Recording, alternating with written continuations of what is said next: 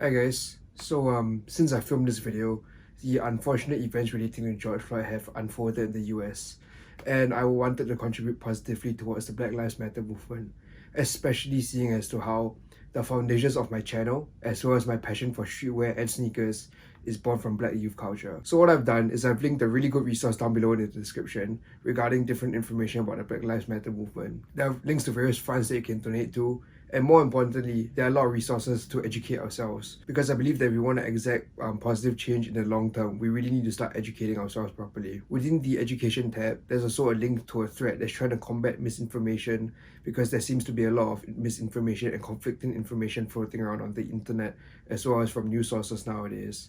So I urge you guys to also take a look at that, and also to be wary of what you see and consume on social media, as well as on the news outlets, and be wary of all this sort of biased or conflicting information. Lastly, my heart goes out to everyone who's been affected by this, and I hope that everyone manages to stay safe. Now, let's move into the video.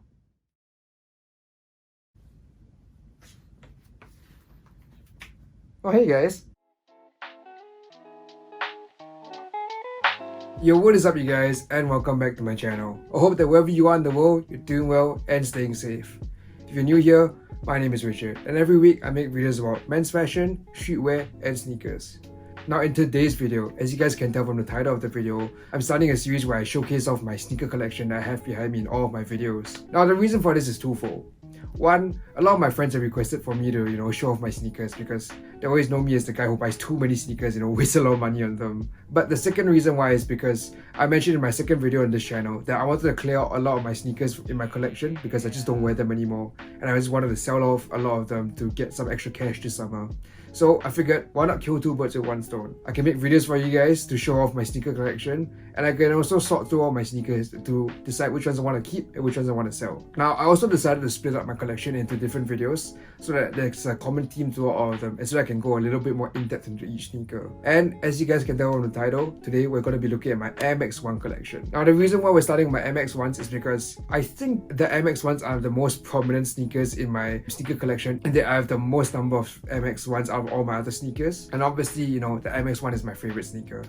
I think I talked about this in my second video, but I think back in early 2018, late 2017, when I first started to get into sneakers, Air Maxes were all the rage. And I remember that Nike released a sort of documentary about the Air Max 1 and the history, and what it meant to all these different Air Max 1 collectors. I think since watching that documentary, I fell in love with the Air Max 1 because of the history behind it and of all the lore associated with all the different collaborations that Nike has done on the Air Max 1 model. Now, for each sneaker that I show off today, where there are 7 in total, I'm going to be talking about a little bit about how I got them, the story behind the colorway, and whether I'm going to keep them or not.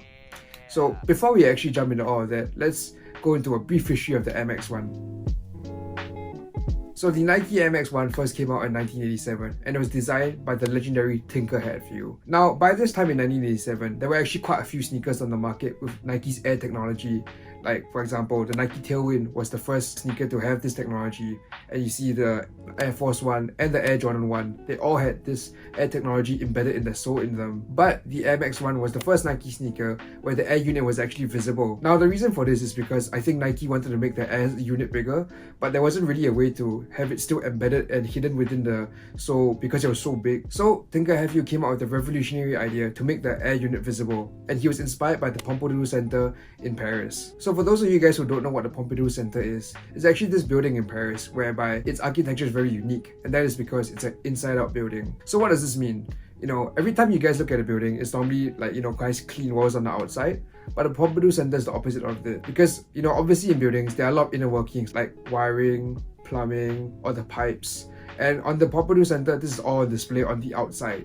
So people really get to see the inner workings of the building. So Tinker Hatfield was really inspired by the Pompidou Center and wanted to, I suppose, make the shoe inside out as well, showcasing the Air unit. And here we are today with a huge legacy of Air Maxes behind. Well, now that we covered a little bit of history about the Air Max 1, let's get into my collection. Now for the first sneaker, and my very first Air Max 1, will be this Nike MX1 in the Anniversary Red colorway. So just a little bit backstory about this colorway itself. So in 2017, to celebrate the 30th anniversary of the MX1, Nike actually re-released a pack called the Anniversary Pack, and this was one of the colorways. Now if you guys didn't know, this is actually one of the original colorways that Nike released in 1987 in this nice red and grey colorway. Now back in 2017, I wasn't really into sneakers and I didn't manage to snag that pair, and also those pairs were really coveted and really limited, but I believe in either late 2017 or early 2018 there was a restock. So as to how I got this, in 2018 for MX Day, I was shopping around one of the local sneakers shops in Singapore and I saw this pair. By that time, I was already sort of into MXs and I was doing a lot of research on them, and I saw that this came out the previous year and I was like, oh damn, I wish I had those. And I saw them in stores. Immediately I was like, yes, I want those. Now, will I be selling this? Absolutely not. This pair, I think, is probably my favorite sneaker of all time because there's a lot of sentimental value to me. This is the shoe that really sparked my love for MX1s, and to this day, I think that this has a very special place in my heart. And I love red, I love colors, and so this colorway is perfect. It's just so simple, so beautiful. And yeah, you know, there's a great story behind them, great amount of history, and I know that some would say it's the marketing tactic, but you know, I'm a sucker for that. So yeah, no, I'm never gonna sell these. Even though I may not wear them, I'm still gonna keep them in my collection forever. Now, on to my second pair of MX1s. So beautiful, honestly. After all these years, I still think these are so cool. So I think these came out in March to April of 2018, and you know, I had the MX1 fever. So immediately after I bought the Anniversary Reds, I saw these like in the next 2 weeks, and I was like, you know what, screw saving money and all that, which is not very smart. I do not advise that, and decided I had to pull a trigger on these because if you guys didn't know, I live in Singapore and it's hot all the time. If you guys look at the colorway, of course, it's a summer sneaker, you know. It's called the watermelon colorway. I just fell in love with the way that the vibrant pink matched with the, you know, super lush green. Also, in a lot of my previous videos, I did mention that when I first got into streetwear and sneakers, I was really into color. So this really fit my style at the time. And I got a decent amount of wear out of them. Now, for the $1 million question, will I be keeping this? The answer is no. Even though I really love the colorway, it just does not fit my wardrobe anymore. And there's really no point in me keeping them. So yeah, I'm definitely going to be putting these up for sale, quite sadly. Now next, third pair of MX1s. And you guys can see, it's still did stop. These are the MX1 Curry sneakers.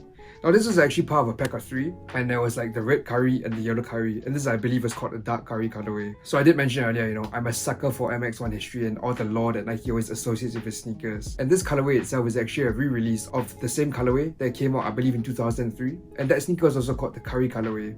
And that was actually a collaboration with the Japanese sneaker store Atmos. When Nike released it, you know, they were talking a lot about how this is like a retro of the 2003 sneaker, and I just bought it on impulse once again. And to be honest, it's a really nice colorway, you know. You can see the different shades of brown. And I actually think that this is a pretty versatile sneaker, you know. It could go with a lot of different kinds of denim. You can see the blue hits here. And I think it'll look really nice. But unfortunately, you know, it is dead stock, and I don't really wear MX1s anymore, so there isn't really much of a point for me keeping this, especially since it's in dead stock condition. So yeah, I will be selling these as well. Next, we have another dead stock sneaker, and this is also a part of the Anniversary pack that I talked about earlier, my first pair of MX1s, and this is the second OG colorway in this royal blue colorway. So to be honest, I'm not really a fan of royal blue sneakers. I'm not really a fan of this colorway in general, but you know, as I look at it now, it's actually really beautiful. But that's besides the point. The reason why I got this was because Nike obviously released this in a set of 4, and I already had the Anniversary Red pair. So I kind of wanted to complete the pack for some reason, you know, just to really buy into the history of the MX1 and to have all the OG colorways, which is something that I always used to enjoy when I collected my sneakers back then. And I actually got this on a sale. There was this sneaker shop in Singapore called Sneakers Clinic, and they were having this sale. So I got this and another pair of MX1s, which I will talk about later. So nothing too exciting, you know, I just kept it on ice for all these years. It's in really great condition. The nubuck is still really nice and it's really clean. But like I said with my previous pair of sneakers, it's in dead stock condition. There's really no point for me to try and wear these now, and there's no point for me to keeping these. Now these have gone up in price a lot, so I'll definitely be selling these. Moving on, we have these. This is the Nike MX1 in a collaboration with Dover Street Market. And it's actually really interesting because with most MX1s, this part is normally made of a leather or a nubuck, and this part is normally mesh. Well, I don't know if you guys can see, but this MX1 is actually the same material all around, and the material is actually called Ventile. And what Ventile is actually a sort of tightly woven cotton that's actually waterproof. So yeah, that's pretty cool, but there is one problem, and that is it actually fits quite tightly. So this sneaker is actually a little bit uncomfortable, but I thought it was cool nonetheless. what I really liked about this sneaker was this mini swoosh detail that a lot of the OG Air Max ones used to have. So that was a detail that also really attracted me to this sneaker. Now, I didn't actually buy this sneaker new.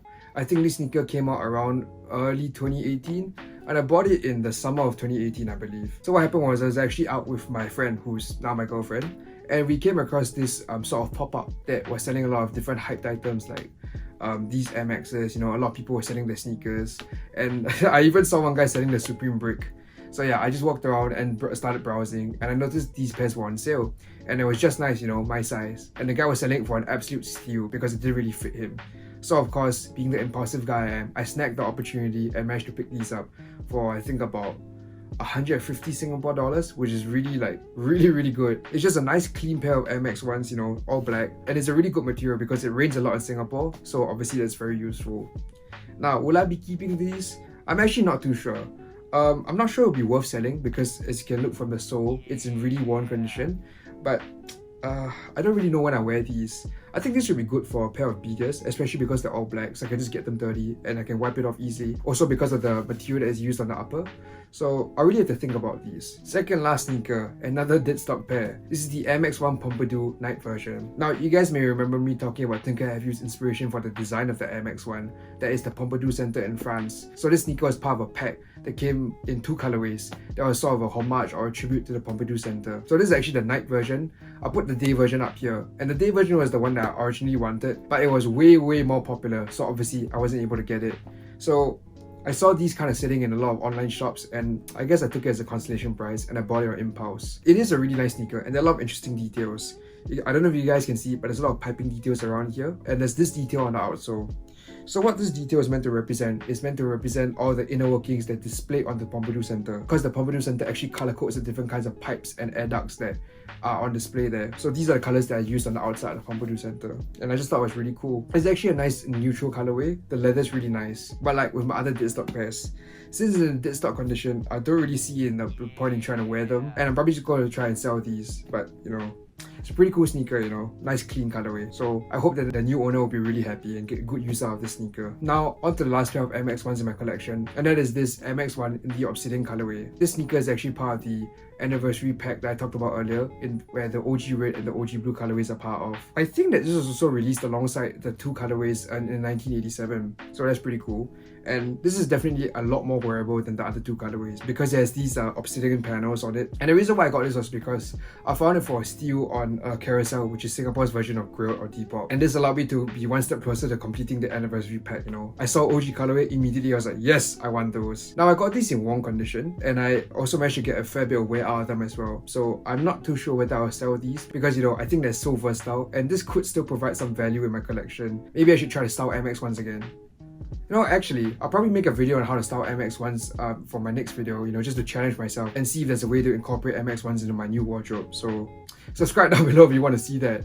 But yeah, anyways, I'll have to think about this for now. I'm not sure if I'm going to be selling them just yet. Well, lastly, I want to give an honorable mention to a pair of Air Max 1s that were in my collection, but just I saw them before I left Singapore. And that would be these.